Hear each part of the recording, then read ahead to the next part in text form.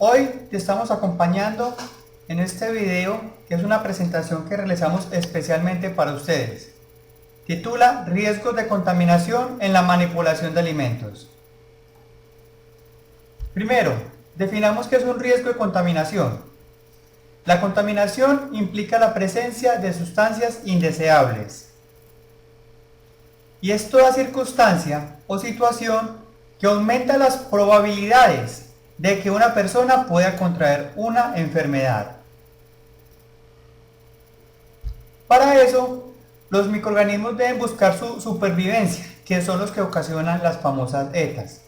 Para eso tenemos factores como los nutrientes, el pH, la temperatura, la actividad acuosa y el tiempo. Por eso es muy importante limpiar, separar, cocinar y enfriar adecuadamente los alimentos para evitar una contaminación de nuestros amigos los microorganismos. Para eso debemos identificar las puertas de entrada a la contaminación. Sabemos que los peligros de contaminación se identifican en tres: físicos, químicos y biológicos, los cuales pueden llegar a nuestros comensales de nuestro negocio o de nuestro hogar, cruzando por medio de cualquiera de las 5 puertas conocidas como las 5M. Ya hablaremos de cada una de ellas. El manipulador. Nosotros debemos ser conscientes de lo que portamos y cómo lo portamos. Nosotros tenemos bacterias por naturaleza, en los botones, en las prendas, en la piel, en el cabello, en todos los objetos que portamos. Nosotros como manipuladores somos la principal fuente de entrada a la contaminación. Por eso es muy importante tener controlado nuestro estado de salud, la higiene personal, la vestimenta y los hábitos que tenemos durante la manipulación. Frente a estado de salud, se recomienda evitar estar en contacto directo con la manipulación de alimentos si tienes alguna enfermedad por vía respiratoria o del estómago, o si tienes alguna herida que se pueda identificar fácilmente en nuestra piel, y principalmente si es en nuestras manos. Por eso es muy importante tener una excelente higiene personal y un adecuado lavado de manos. En un próximo video estaremos haciendo un video muy práctico de cómo debemos lavarnos las manos adecuadamente. El uniforme. Si tú trabajas en un restaurante, él te debe proporcionar un uniforme adecuado y exclusivo para la manipulación de alimentos. No se recomienda que tú vengas de la calle y con esa misma ropa tú te pongas a manipular los alimentos, así como vemos en la imagen. Hábitos higiénicos. Son las actitudes responsables que constituyen una de las medidas más efectivas para prevenir las ETAs. El toser, estornudar y hablar son acciones inevitables. Por eso debemos saber hacerlo cuando estamos manipulando los alimentos. Entonces, si tú vas a estornudar, cúbrete la boca con un pañuelo descartable que tú puedas desechar. O estornuda sobre la manga de tu camisa, pero nunca lo hagas directamente sobre tus manos. Cuando después de que suceda estos hábitos que son inevitables, te recomendamos que en el menor tiempo posible lávate las manos, al menos durante mínimo 20 segundos. La segunda M es la materia prima. La materia prima trae elementos contaminantes de afuera del establecimiento, y estos pueden ser visibles o no ser visibles. En los visibles podemos tener cucarachas, ratones o algún insecto que me pueda poner en riesgo el alimento que voy a preparar más adelante. Y cuando somos invisibles, y los que son invisibles son los que hablamos como los microorganismos, que a simple vista no los podemos ver. Por eso es importante limpiar y cuidar la materia prima, de forma que podamos evitar y controlar y que no aumente su contaminación por microorganismos. Se debe tener presente una materia que se compra con calidad. porque si tenemos materias primas con calidad, sacaremos productos de calidad. Tercera M, el medio ambiente. Esto es muy importante. Primero, por presentación de nuestro negocio.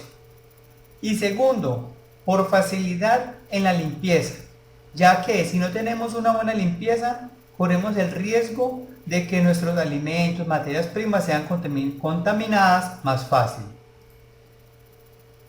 El cómo almacenamos nuestros accesorios, las botas, el cómo tenemos adecuadas nuestras instalaciones, eso nos ayuda mucho a prevenir una enfermedad por alimento. Cuarta M, los materiales. Existen materiales que no son permitidos en la industria de alimentos. Los que no son permitidos son la madera y el vidrio. La madera porque es un material muy poroso y favorece la contaminación. Y los vidrios para evitar un accidente. Porque tú puedes tener una ventana, puede ocurrir un incidente, se te puede quebrar y puedes estar preparando un alimento y estos restos, que a veces son muy pequeños, pueden caer ahí. Y puedes generar una contaminación por alimento. Entonces vemos algunos materiales. Es muy importante tener el buen estado de estos, evitar que se oxiden, importante hacerle mantenimiento a estos materiales. Vemos otro ejemplo de cómo podemos estar arriesgando a nuestros consumidores por un mal mantenimiento de nuestros equipos de trabajo. Y la quinta M son los métodos. Las malas prácticas o la falta de estandarización en las prácticas, hablemos de las recetas, ayudan a contaminar los alimentos. Por ejemplo, el tener control sobre la temperatura de nuestros alimentos. Recordemos que tenemos refrigeración, la temperatura, digamos, al clima y la temperatura de cocción. En refrigeración, ¿qué es lo que sucede en refrigeración? Los microorganismos, ellos se duermen, se inmovilizan. Esta zona que vemos acá es la zona de peligro. Debemos evitar que nuestros alimentos pasen mucho tiempo en este rango de temperatura. Y a mayor de 70 grados centígrados, que es la cocción adecuada, es donde estamos garantizando la destrucción de las bacterias y microorganismos. Pero ojo, hay que tener cuidado porque yo puedo cocinar adecuadamente mis alimentos, pero si yo después no tengo una adecuada manipulación, puedo volver a poner un alimento inseguro para el consumo. Vamos a hablar de lo que necesitan las bacterias para poder sobrevivir.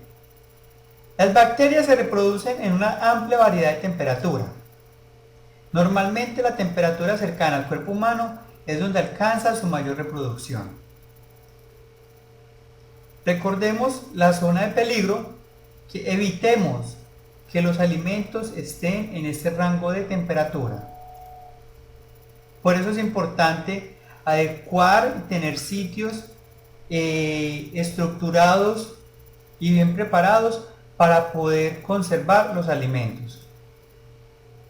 Así es, y pH. Estos impiden el crecimiento y desarrollo de las bacterias.